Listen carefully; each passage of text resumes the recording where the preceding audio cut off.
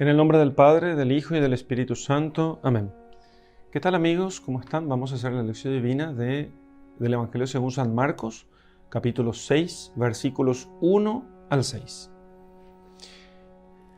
Saliendo Jesús de allí, vino a su tierra y sus discípulos lo acompañaron.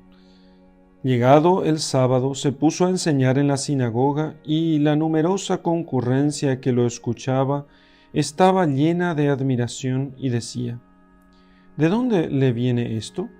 ¿Y qué es esta sabiduría que le ha sido dada? ¿Y estos grandes milagros obrados por sus manos? ¿No es este el carpintero, el hijo de María, el hermano de Santiago, de José, de Judas y de Simón? ¿Y sus hermanos no están aquí entre nosotros? Y se escandalizaban de él. Mas Jesús les dijo: No hay profeta sin honor sino en su tierra, entre sus parientes y en su casa. Y no pudo hacer allí ningún milagro, solamente puso las manos sobre unos enfermos y los sanó. Y se quedó asombrado de la falta de fe de ellos. Bien, vamos a hacer la lección de este texto. Jesús fue a Nazaret, a la casa al pueblo donde él creció.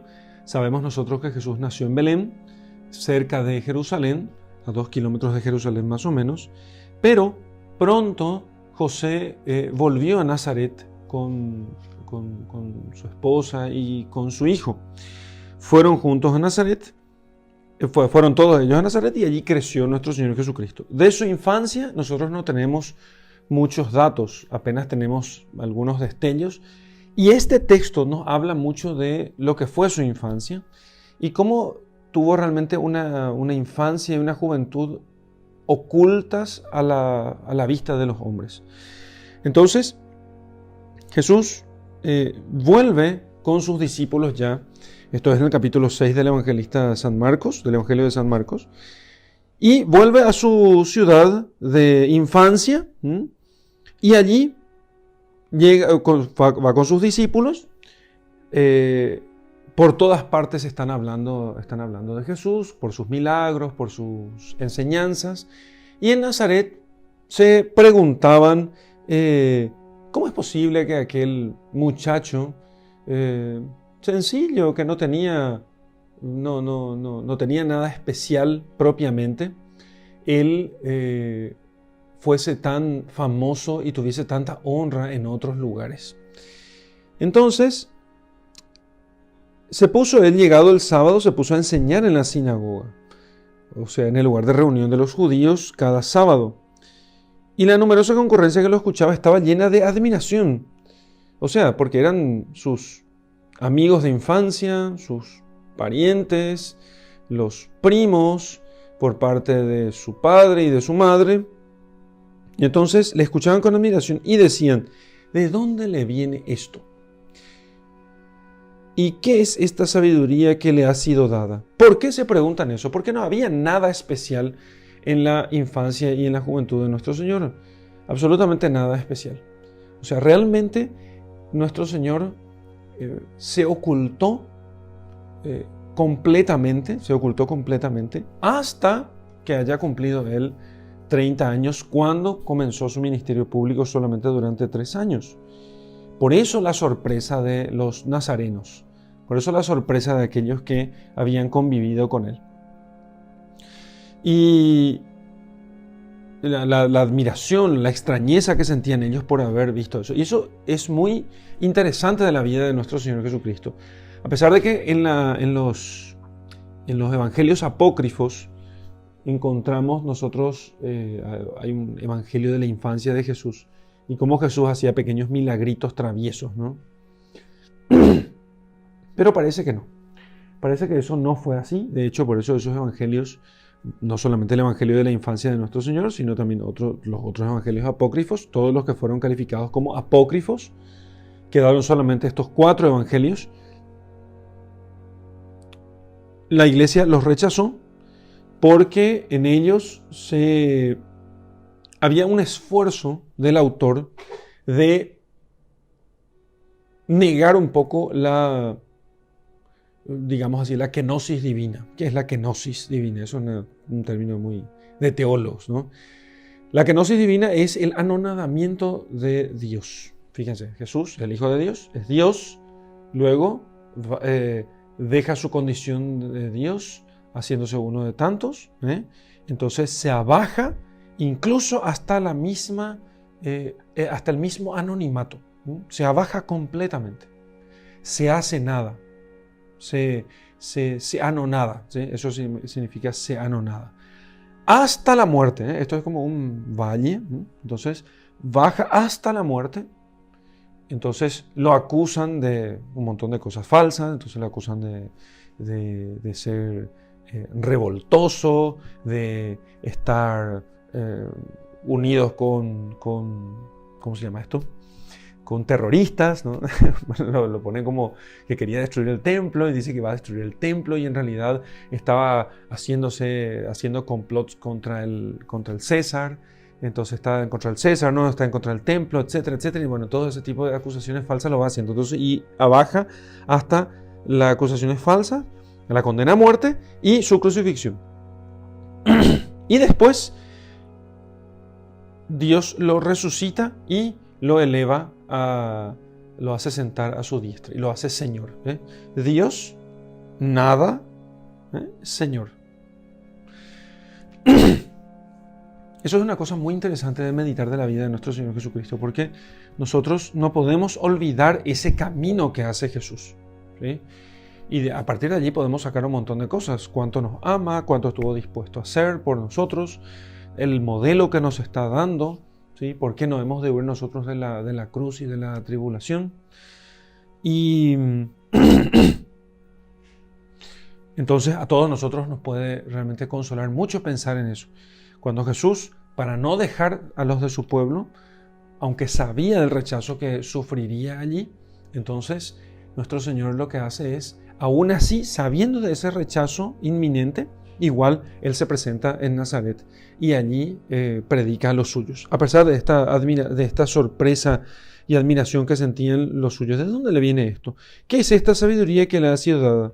¿Qué son estos milagros obrados por sus manos? ¿Acaso no es este el carpintero, el hijo de María? ¿No es el carpintero, el hijo de María? ¿El hermano de Santiago, de José, de Judas y de Simón? O sea, nosotros sabemos cuáles son sus orígenes. Y no hay nada especial en estos orígenes. No hay nada especial. No pasaba algo así con Juan el Bautista, donde sí había algunas señales en su nacimiento. Pero los nazarenos, no habían visto esos milagros y señales en su nacimiento. Quería Dios ocultar de sus ojos esas señales y milagros para que entonces el anonadamiento del Hijo de Dios fuese completo. Todo lo completo que pueda hacer. Los únicos que sabían de su origen eran María y José. Y sus discípulos tampoco todavía no es que entendían completamente. Lo seguían, ¿sí? Pero quedaría cada vez más claro para ellos todo eso. Ellos no le siguen a Jesús porque de entrada ellos entienden que Jesús sea Hijo de Dios, sino que de a poco ellos van creyendo en su palabra y realmente cuando reciben el Espíritu Santo es cuando se les abre completamente la inteligencia y entonces ven todo lo que había sucedido. Pero ¿quién es este? Carpintero, hijo de María, que tampoco es gran cosa. Sí, es una buena chica, es muy buena, muy honesta, muy trabajadora. Sí, todo, pero nada especial. Nada especial. ¿Y el carpintero que trabaja? Toda la vida trabajó. O sea que él es carpintero porque recibió de su padre el mismo oficio. San José enseñó a Jesús a ser carpintero. Aquí es cuando nos dicen que Jesús es un carpintero, ¿sí? Algunos me dijeron alguna vez, no lo pude comprobar y lo confieso aquí, que el término que se utiliza aquí en castellano se traduce por carpintero, pero nosotros en castellano no distinguimos dos tipos de carpinteros. Entonces, en portugués tienen el carpintero y el marceneiro. ¿Sí? Entonces, la distinción está en que el carpintero es el que hace maderamen para construcciones, vigas, alfajías, tijeras de los techos, y qué sé yo, cosas más brutas. Y el marcenero es el que hace cosas más delicadas y que exigen un trabajo más refinado.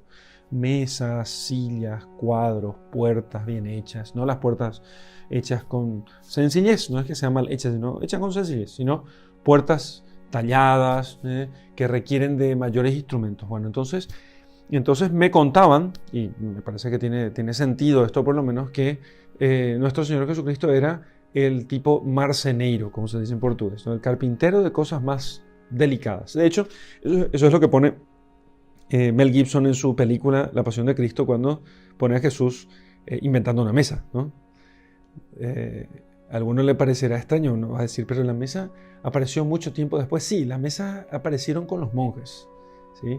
Porque antes se comía en triclinios, o sea, recostado en una especie de sillón casi a ras del suelo, y allí en el piso se comía, ¿no?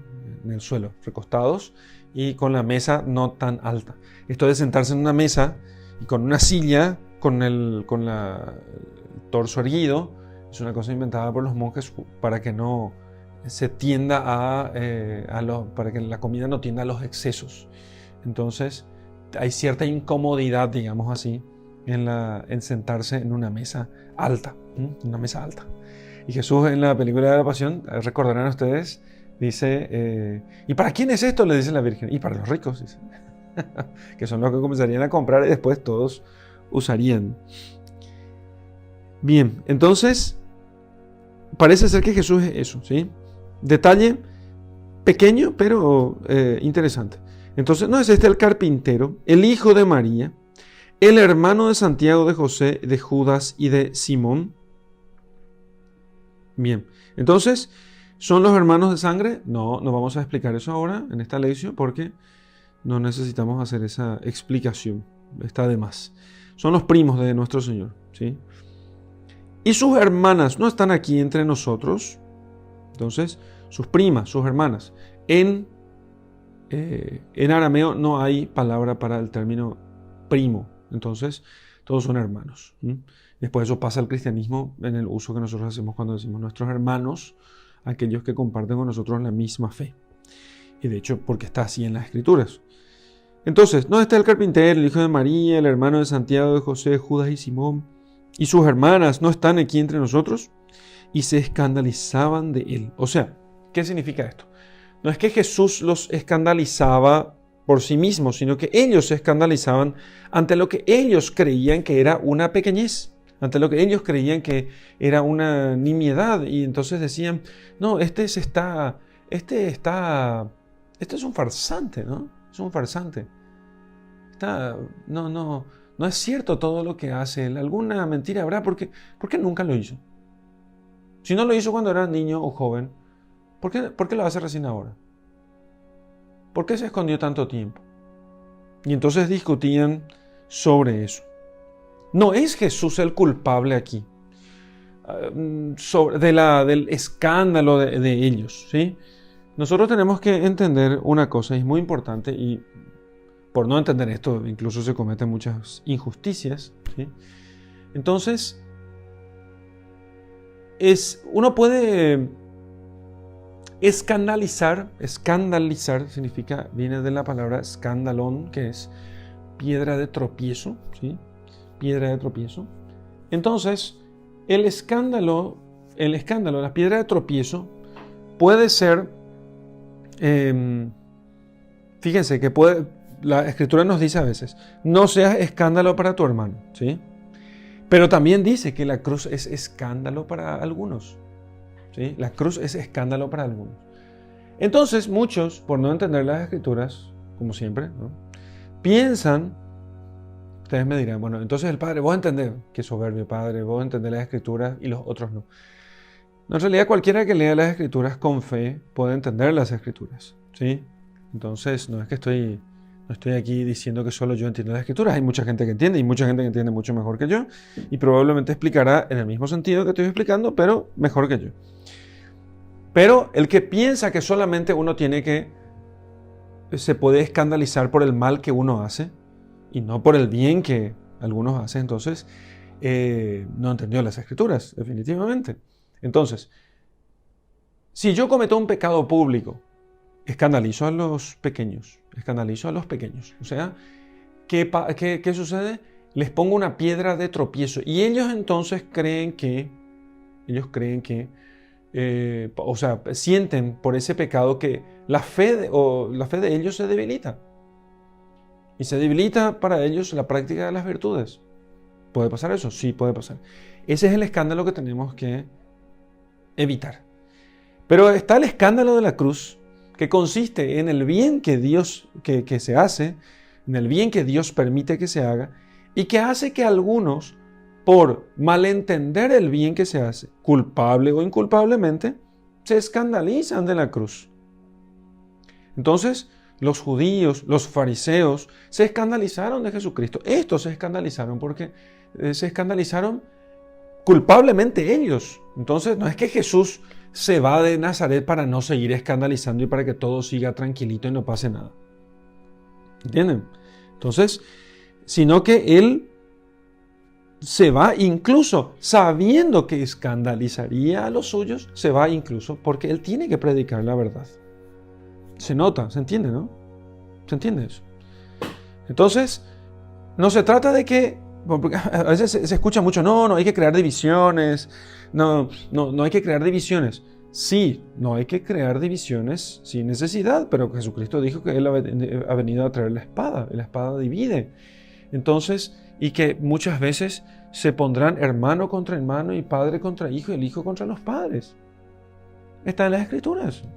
¿Y eso acaso no es división? Sí. Pero las divisiones de los cristianos que se tienen que evitar son aquellas divisiones por las cuales nosotros proponemos una fe distinta a la que siempre se profesó.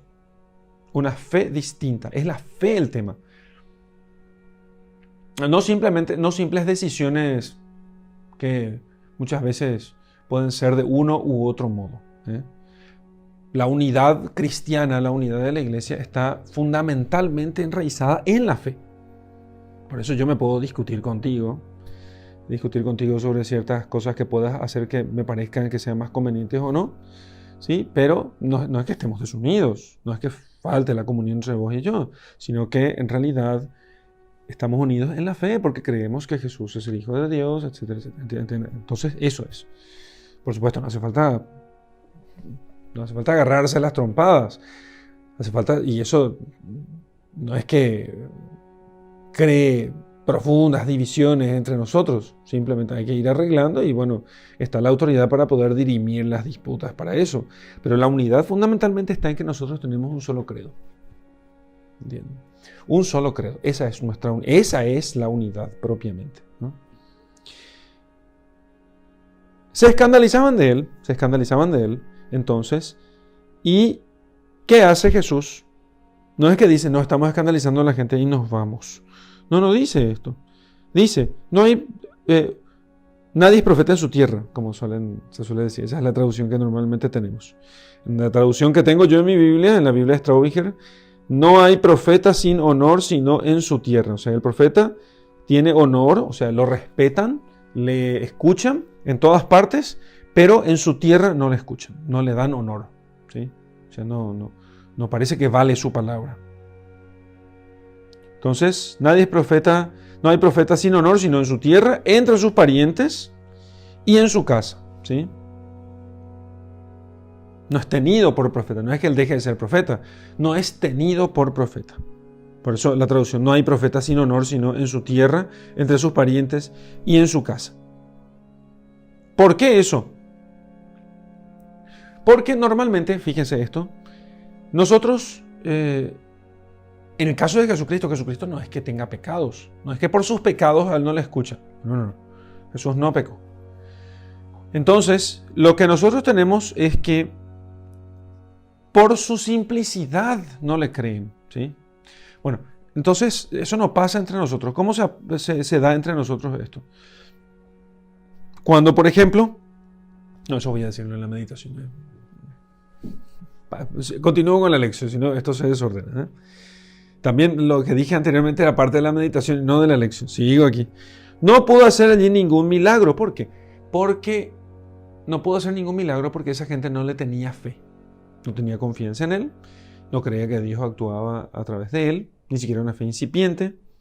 Entonces solamente puso las manos sobre algunos enfermos y los sanó. Porque los enfermos sí, por su estado, ya no tienen problema en creer. Y entonces, claro, también hay un peligro. Pueden creer en cualquier cosa. Pero si se les presenta la verdad, los enfermos creen porque están en las últimas y entonces necesitan arreglar las cuentas de su vida. Y ahí estaba Jesús que, por la misericordia de Dios, les impuso las manos. Pero no hizo muchos milagros porque la gente no creía en él. Y probablemente ni siquiera después de aquel día en la sinagoga, poca gente iba junto a él, no lo buscaban. Decía, sí, vino Jesús, después de mucho tiempo, vino a visitarnos otra vez. ¿En serio, Pico? ¿Vive Pico todavía? Sí. Escuché mucho hablar de él. Dicen que hace milagros, ¿eh?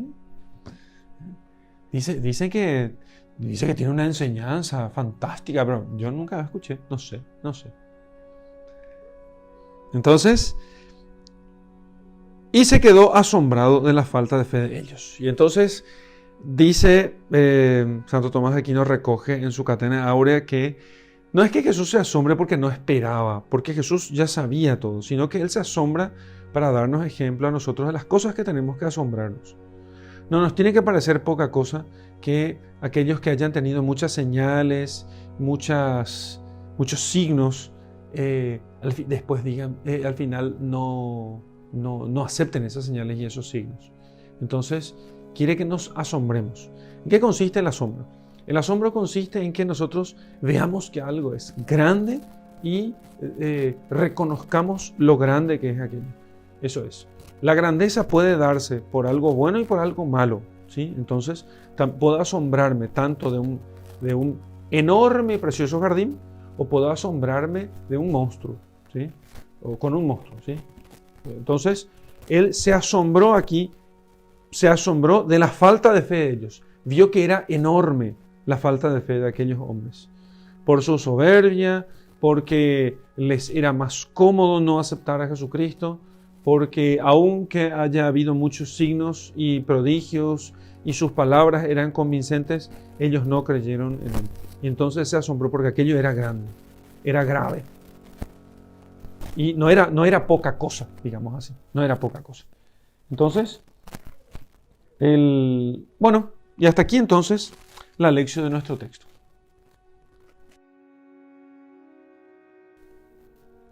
Vamos a meditar el texto que acabamos de leer. Bien, entonces, creo que podemos meditar varias cosas. Voy a hacer una cita y después elijo una sola de esas cosas para poder meditar en esta lección. En primer lugar, Jesús visita a sus parientes. ¿Sí? Parece una cosa muy simple, ¿no? Jesús nos enseña a visitar a nuestros parientes, sí, pero no de cualquier modo. Jesús visita a sus parientes y se pone el sábado a enseñar en la sinagoga. Entonces, muchas veces nosotros damos vacaciones a nuestro testimonio de vida cuando estamos entre los parientes. Ahí no se reza, ahí no bendecimos la mesa, allí entre los parientes no somos devotos ni piadosos. Entonces, ¿y eso por qué? Por vergüenza, porque un extraño sabes que no te va a decir nada, pero tus parientes puede que se burlen de vos. Entonces eso produce un poco de temor, un temor que viene fundamentalmente del amor propio. Entonces, y ya el Señor, como les estaba explicando al principio, nos enseña a nosotros a qué punto de olvido de nosotros mismos tenemos que llegar. ¿A qué punto de olvido de nosotros mismos tenemos que llegar? Tiene que ser un punto tal que no nos importe la opinión de los demás, como a Jesucristo, que no le importó a Él la opinión de sus parientes, sino que quiso ir a predicarles a ellos, aunque causara división, ¿no? Al final ya medité todo esto, entonces igual ya nos va a servir. ¿Qué puede ser lo segundo? Bueno, entonces, lo segundo que puede ser es pensar en la kenosis de Dios, ¿sí? Lo segundo es la kenosis de Dios, o sea, su anonadamiento. Si toda aquella gente estaba diciendo, ¿quién es este? Pero si él es el carpintero, el hijo de María, aquí están sus hermanos, sus hermanas. Sabemos de dónde viene. ¿Qué va a venir a enseñarnos a nosotros? Entonces, ¿cómo se da semejante cosa? Se da porque nuestro Señor Jesucristo vivió con pobreza de todo tipo durante todo ese tiempo que estuvo en su casa. No estoy diciendo que ese sea el único modo de poder hacer apostolado, ¿no? No estoy diciendo eso, en absoluto. Sino que lo que estoy diciendo es que no hemos de temer eso. No hemos de temer, ¿sí? No hay que temer el anonadamiento. No hay que temer la kenosis, el vacío. Kenosis en realidad significa vaciamiento, ¿no? No hay que temer el vaciamiento de nosotros mismos, de nuestro amor propio, de nuestro orgullo, de nuestra soberbia, de nuestros honores. No hemos de temer nosotros eso, ¿sí? Porque cuanto más vaciados estemos nosotros de honores, tanto más entonces Dios puede darnos el participarnos de su gloria. ¿Por qué? Porque todos esos honores que nosotros tenemos, lo que no es dado por Dios, en realidad son honores dados por el mundo. Y esos honores dados por el mundo sí siempre están como manchados por la soberbia, manchados por el orgullo, manchados por la soberbia fundamentalmente. Aunque hayan sido honores dados, aunque hayan sido dados estos honores con la mejor de las intenciones, que Dios quiere darnos a nosotros honor de verdad, un honor que viene de su gloria y que Él mismo nos dé a nosotros, pero para eso es necesario vaciarnos. Eso es lo que hizo nuestro Señor, entonces, al darnos el ejemplo de vaciamiento. Eso es lo segundo que podemos tomar. Lo tercero, se escandalizaban de Él, ¿sí? Se escandalizaban de Él. Como nuestro Señor Jesucristo no se preocupa propiamente si escandaliza o no a la gente, porque Él lo que está despreciando aquí es el escándalo farisaico. Entonces, el escándalo farisaico es una cosa que nosotros tenemos que aprender a despreciar. El escándalo de los pequeños es, los pequeños se escandalizan cuando ellos les parece que nosotros estamos haciendo el mal, ¿sí? Entonces, pero los pequeños, los humildes, los sencillos, los pobres, que no necesariamente los pobres, pero los humildes fundamentalmente. No estoy hablando del pobre sin dinero, porque el pobre sin dinero también puede ser un grandísimo soberbio, ¿eh? A veces nosotros pensamos que todo pobre es humilde por naturaleza. Es cierto que es más fácil ser humilde siendo pobre, y es más difícil ser humilde siendo rico. Pero hay muchos ricos que son humildes y hay muchos pobres que son soberbios. No nos olvidemos de ese tema. Entonces, el escándalo que hay que evitar es el de hacer caer en pecado a otro. Pero el escándalo farisaico, en cambio, es aquel donde el fariseo inventa un pecado, ¿sí? Inventa un pecado que vos hayas hecho y se escandaliza por eso que vos en realidad no hiciste, sino que él inventó algo, ya sea por vicio de su entendimiento, por vicio de su entendimiento, que puede ser provocado justamente por vicios morales que él no quiso combatir. Generalmente vemos eso con ciertas personas que critican a algún sacerdote. No es que todos los sacerdotes sean incriticables, por favor. No voy a venir yo a ser clericalista aquí justamente, ¿no? Sino, pero veo, por ejemplo, cuando alguna persona critica al sacerdote, a un sacerdote, yo trato de escuchar con mucha atención cuando me lo dice, y muchas veces, no todas, muchas veces he notado que muchas veces, no todas, ojo, y ni siquiera la inmensísima mayoría, ponerle el 50% más uno. 50% más uno, 51%. Critican al padre porque en realidad el padre es muy exigente con esa persona. Y le llamaba y la persona estaba buscando algún pecado del padre, y como no encontró, entonces inventó algo para poder acusarlo de algo. Y entonces, claro, si él no es perfecto, entonces no voy a tomar en cuenta lo que me dice y las correcciones me hace. Eso es escándalo fariseico. Eso es escándalo fariseico. Entonces, aquel que no quiere entender las cosas como son, no quiere entender la verdad, solamente tiene algunas ideas y con esas ideas preconcebidas, como pasó con Jesucristo, o sea, ¿cuáles eran las ideas preconcebidas que tenía la gente? Y no quiso ver la verdad. Veía que era un chico sencillo, ¿cierto? Cierto. Un tipo pobre, no era rico, ¿cierto? Cierto. Un tipo bueno, sí, era un tipo bueno. ¿No tenía algo extraordinario? No, jugaba con sus compañeros, era muy bueno, sí. Sabemos que nunca mintió y siempre se portaba súper bien, pero de ahí a que sea profeta, creo que nos está embaucando. Nos está engañando, Nos está engañando. Entonces, lo primero es cierto, lo segundo es invento de su mente. Eso es escándalo fariseico. Y ese escándalo fariseico, que muchas veces se repitió con Jesucristo, porque eso era lo propio de los fariseos. El fariseísmo no es el decir la verdad y tratar de defender la verdad y el bien. Eso no es fariseísmo. Usar ornamentos sagrados no es fariseísmo, por favor, no vamos a decir eso. No metan no se avergüencen, no digan tonterías. El fariseísmo es ver pecado donde no lo hay. Y utilizar eso para el mal del otro. Eso es fariseísmo. Y puede pasarnos.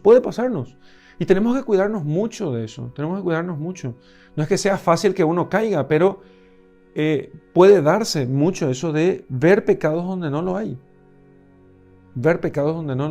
¿Qué es lo que hicieron con Jesucristo? Jesucristo dijo que destruiría el templo y lo construiría en 3 días. Y entonces Él estaba hablando simbólicamente de eso, pero ellos quisieron, primero, ¿cómo pueden pensar que Él estaba hablando en serio? Estaba hablando directamente de destruir el templo en 3 días. Es imposible, en 3 días ni siquiera la puerta voy a terminar de retirar. No se puede destruir el templo en 3 días. Entonces, aquello no podía ser interpretado literalmente. Pero ellos quisieron verlo porque mucha gente seguía a Jesucristo. Y como mucha gente seguía a Jesucristo, entonces los romanos podían destruir su templo. Y entonces lo que hicieron ellos fue evitar que los romanos destruyan su templo, matando al justo, inventando algunas cosas para poder matarlo, porque si no, es mejor que muera uno antes que se pierda todo el pueblo, dijo uno de los sumos sacerdotes. ¿Y qué pasó después? Y se terminó destruyendo el templo. No se puede matar al justo. Bueno, eso es fariseísmo, eso es el escándalo fariseico. Y ese escándalo fariseico es necesario despreciarlo.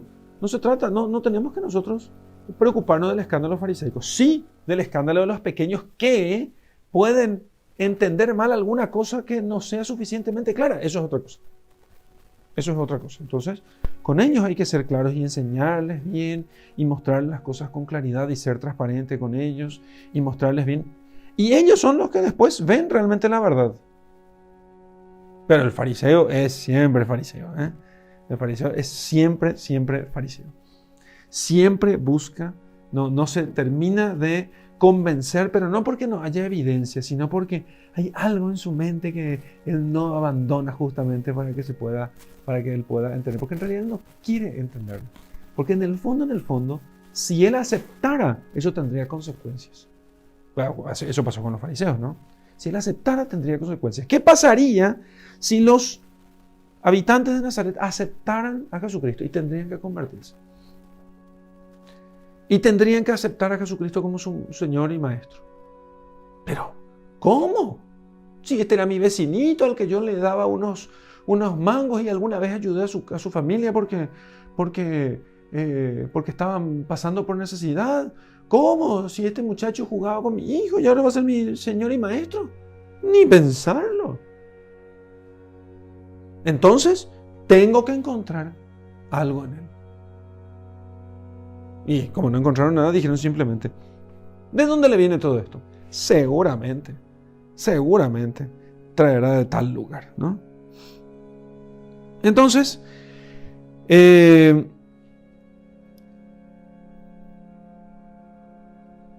no pudo hacer allí ningún milagro. Fíjense ustedes, no pudo hacer allí ningún milagro. Solamente puso las manos sobre unos pocos enfermos y los sanó. No dejó de hacer la caridad, sino, fíjense, La gente grande del pueblo no le recibió. El jefe de la sinagoga, ni la gente más importante, ni los empresarios y comerciantes del lugar. Los que le recibieron fueron los enfermos. Esos fueron los que recibieron a Jesús. A ellos fue Él a visitar y ellos no rechazaron a Jesucristo y Él impuso las manos sobre los enfermos y a algunos los curó. Probablemente ya sin el conocimiento de nadie, porque alguno vendrá a decir, no, ¿sabes qué? Jesús curó a tal persona. ¿Qué le va a curar? Vos también caíste en sus patrañas. No le creas. Fulano de tal, ese ni enfermo estaba. Ese ni enfermo estaba, ¿no? Y finalmente se quedó asombrado de la falta de fe de ellos. Nosotros normalmente pensamos que todos tienen fe. Sobre todo en los ambientes más o menos cristianos, en nuestros países latinoamericanos, pensamos que todos tienen fe. Pero no es así, ¿no? Y no es tanto así. Hay gente que tiene muy poca fe y hay gente que no tiene fe, ¿no? Hay gente que no tiene fe. Sobre todo por abrazar cierta forma de herejía cristiana, digamos así, de corte materialista, que niega los milagros, que niega la posibilidad de la conversión, ¿sí? Que niega un montón de cosas y realmente no tiene fe. Pero nosotros no solemos asombrarnos de esas cosas, ¿eh? No solemos asombrarnos. Y alguno inclusive intenta meter a todos en una sola bolsa, ¿eh? Todo el mundo en la misma bolsa. Y, o sea, al final son todas formas nomás de expresar la fe. Son formas nomás de expresar la fe. Pero hay gente que no tiene fe, ¿eh? Y entonces, que no cree que Dios está en su iglesia, que estuvo siempre, ¿eh? Que cree muy poco en los sacramentos, que cree más bien en los carismas personales, que sí, cosas de ese tipo, ¿no? Nos asombramos poco entonces de la falta de fe. Nos asombramos poco de la falta de fe de las personas, que se expresa sobre todo en su piedad y devoción, ¿sí? No solamente en lo que diga, sino en su piedad y devoción. La persona, en su piedad y devoción, allí es donde expresa realmente su fe, ¿sí? Y en su amor al prójimo, por supuesto, ¿verdad? Porque también aquella piedad y devoción puede ser falsa, y en su amor al prójimo. Entonces, allí es donde expresa él su fe. Y no nos asombramos nosotros de la falta de fe de la gente, nos parece poca cosa. Y sin embargo, sí es grave. La pérdida de fe en nuestro mundo de hoy es una cosa grave y nos tiene que asombrar, nos tiene que parecer grande, nos tiene que parecer importante, nos tiene que parecer un problema realmente por el cual nosotros seamos capaces de dar nuestra vida, aunque no sea de forma directa, por lo menos con nuestra oración, con nuestra penitencia, con nuestros sacrificios. No es poca cosa la pérdida de la fe. No es poca cosa. Es mucho, ¿sí? Y es grave. Porque de eso depende la salvación del hombre.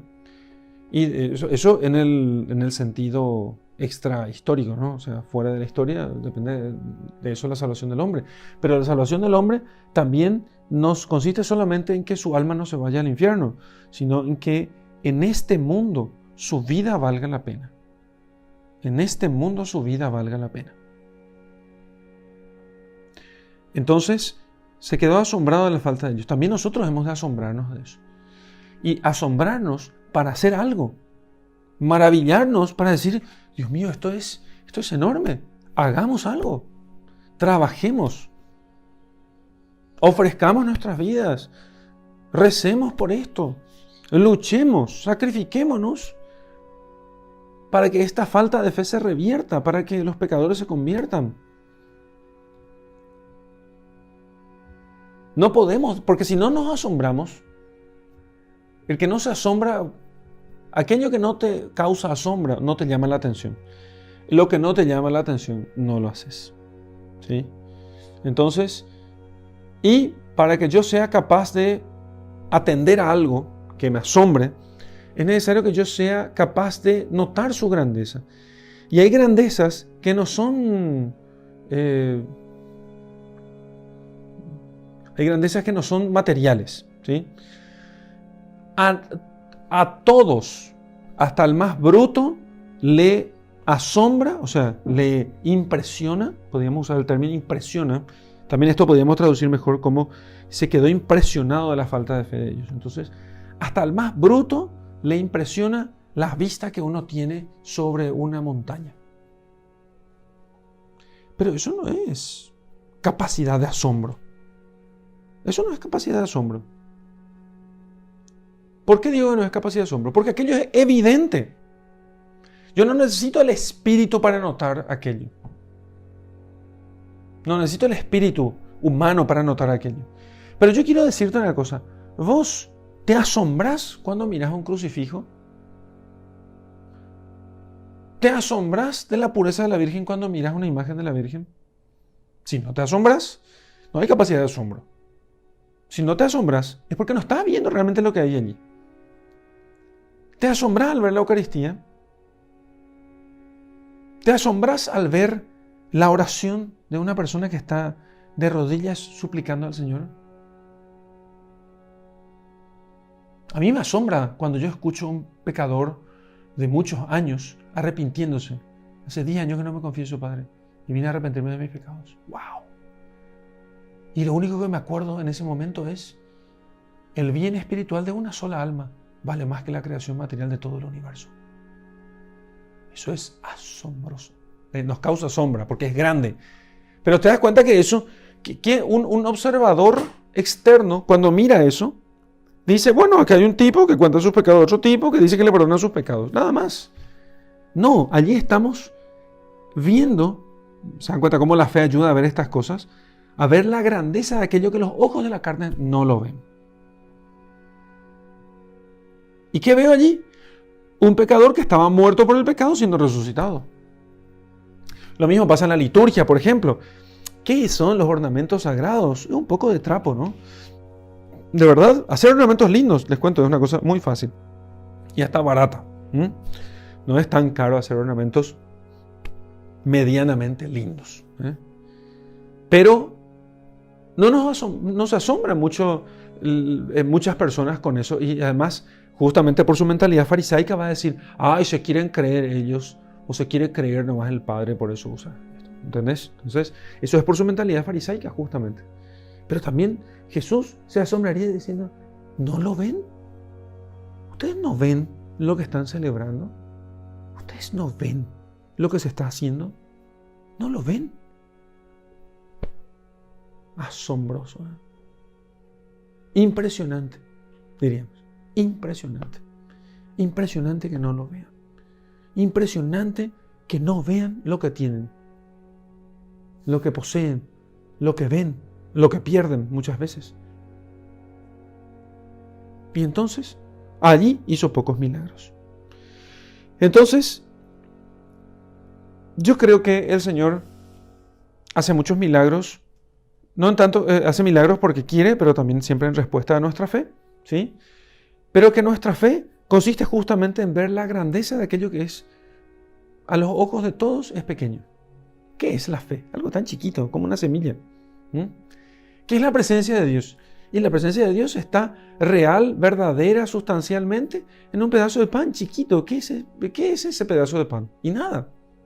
Nuestra fe es la que hace que aquello sea visible, con los ornamentos, con el canto, con la liturgia, con las imágenes, con la custodia, con el ostensorio bañado en oro, para que los que tienen menos fe puedan ver que ahí está Jesús.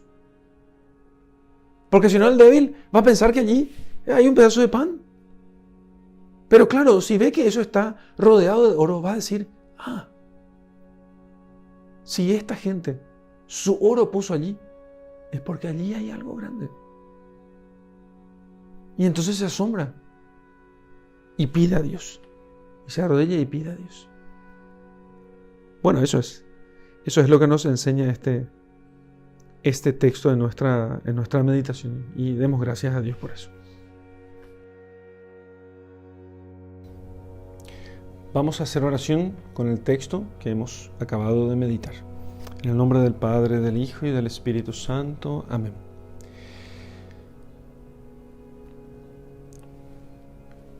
Pienso ahora, Señor, cuántas veces me has mostrado cosas pequeñas y no he sabido ver en esas cosas tu grandeza. Entonces, ¿cuántas veces también me has hablado a través de personas en las que eran conocidas o cercanas mías y no quise escucharte? Porque me parecía que conocía yo los pecados y la vida de esas personas y por qué se pondrían ellas a corregirme. Pero, si es la verdad, Señor, entonces yo tengo que saber aceptar. Si es la verdad, entonces debo saber aceptar. Porque el profeta no habla de su vida ni por sí mismo, sino que habla de parte de Dios. Por eso, Señor, te pido que me quites la soberbia para que yo no sea como aquellos hombres de Nazaret, como aquellos que no quisieron escuchar a Jesucristo y pusieron muchas excusas para no prestarle oídos.